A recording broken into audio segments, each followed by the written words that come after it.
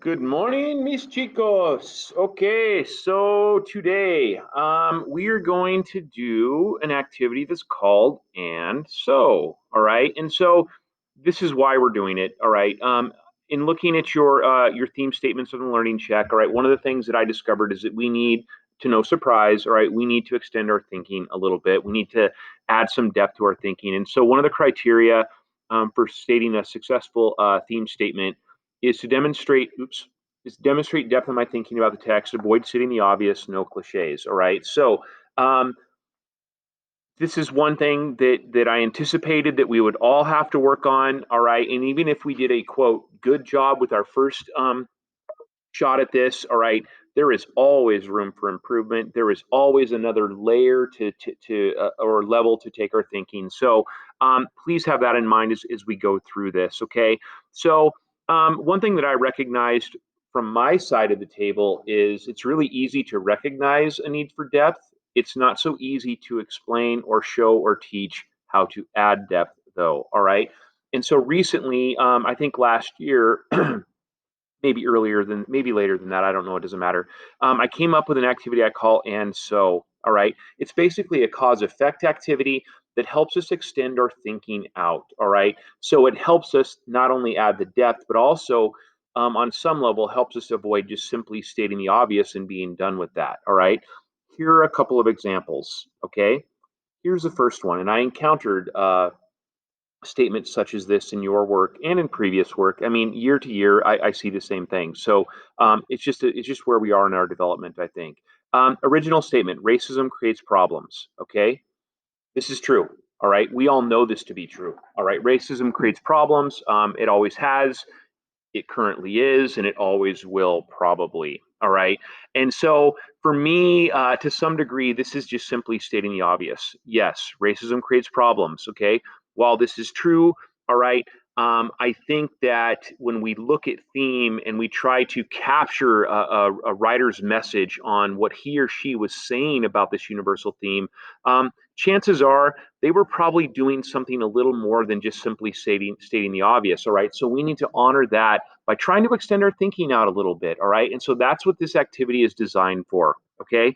But here's the catch: I don't want you to worry about being perfect at this. All right. I just want you to worry about practicing persistently to extend your thinking. Okay. The ideal goal is that we move from our original statement down to our so statement, which is our new statement that demonstrates that we have added depth and layers and extension to our thinking. Okay. So that is the ideal goal. And then the ideal is that hopefully we come up with a statement that is better than our original. In all cases, that might not happen. All right, our thinking might just get messier, and we might end up actually in a less clear or a more obvious place. Right, but we're going to try it anyway, and so that's just the spirit and the mindset that I want you to have going into this. All right, we're not going to do this perfectly, but we are going to practice persistently. Okay, so let's see how I did this. Racism creates problems. All right. We've already settled on this is kind of stating the obvious. All right. And so, um, haha, we're going to take it through the and so process. And so imagine that I am sitting with you asking you these questions. All right. So it would go something like this: racism creates problems. And, well, problems divide a community. And uh, a divided community leads to distrust, fear, and hate. And distrust, fear, and hate are bad ingredients for a community. Ah, we're getting to something. All right. There's problems for community. There are specific things that happen with racism. And so, all right, our settle is racism poisons a community. All right. Now, they're not that different, okay, on the surface. Racism creates problems, racism poisons a community. But in our final settle for so, um, there is there is there is more specificity here. All right, community is involved now. All right, there's the idea of poison, and it's showing that that it carries harm. All right, and that there are ingredients, there are things that are going to happen to that community, and it's more specific now than it is with just simply racism creates problems. All right, Better? I don't know. All right. But I hope you see that I've at least extended out my thinking and there's some thinking behind that. All right. Another place that this helps is when you would go on to explain or defend or support this in a paragraph or some type of writing. All right. You would be able to pull back and draw from these things as you presented your thinking, which is what it's all supposed to be about in the first place. Okay. Next one. Um, this is a very common one that I get too. Death is difficult for people. Yep, that is absolutely true. Death is really hard for us. Okay, and so it's again kind of stating the obvious. All right, and so I took this one out two layers. Okay, death is difficult for people, and well, people focus on their loss. Yeah. And when people focus on what they have lost, they lose sight of what they have, and living is hard.